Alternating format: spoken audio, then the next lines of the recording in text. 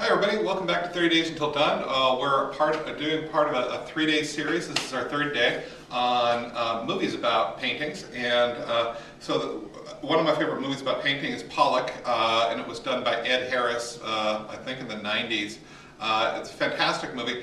I had really not liked Ed Harris very much as an actor before I saw this movie because he was in a lot of cheesy roles and he kind of did overacting in a lot of his roles. There was a lot of not in my watch sorts of moments.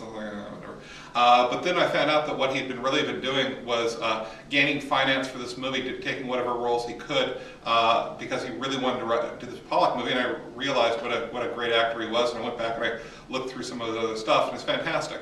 If you don't know who Jackson Pollock was, he's most famous for, he's an abstract expressionist, and he's most famous for doing a series of drip paintings from 1947 through 1950. Life magazine featured him in like 48, 49, and he became one of the most famous and most celebrated artists of our period. And of course, it didn't hurt that he was doing abstract expressionism, and at the time, a lot of people didn't like it, and so there was all sorts of controversy swirling around him.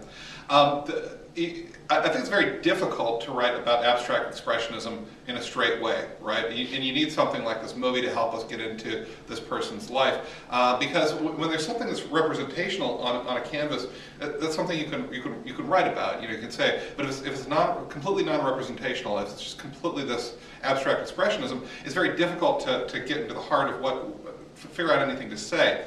And so this movie helps us with that. And of course, this movie is a conversation about who Pollock was. And it covers his alcoholism and his arrogance and his whatever degree of insanity he had. I'd like to hear what you have to say. Now, you don't have to write about the movie if you didn't see the movie. If you didn't see the movie, then we talk about Jackson Pollock and maybe what he was trying to say. Not about an individual painting, because I say that's very difficult, but through all of his series of painting. What is abstract expressionism? He's probably the most famous practitioner of abstract expressionism, and it's an interesting thing to look at, right? So that there really is no, it's not like Picasso where it's, you've got something there and you can say, well, okay, well, he's painting this thing. He's not really painting a thing. It's completely abstract. So what would I do? If I hadn't seen the movie, I'd write about the movie. And about the movie's take on him. What I don't like in artist movies and movies about genius is that they very often are really about the flaws of the genius, right? Because it's hard to make a movie or write about just painting, the act of painting, or the act of writing, the act of the art. Because what is it? It's essentially some guy doing this. Right? That's just a hard thing to paint about, to write about, or to make a movie about.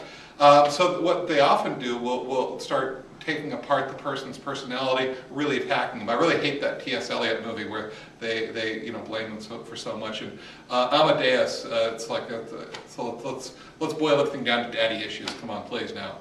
By the way, Amadeus' father was famously a nice person. I don't understand why they did that in the movie. Anyway, so I would write about that. I'd probably write that kind of thing. But maybe that's not what you would write about. Maybe you like the way he was portrayed, and you appreciate getting an insight, because those certainly were aspects of his personality. If I hadn't seen the movie, I would write about what he had done with abstract expressionism. How he had created this thing, and is it still modern? Is it still relevant?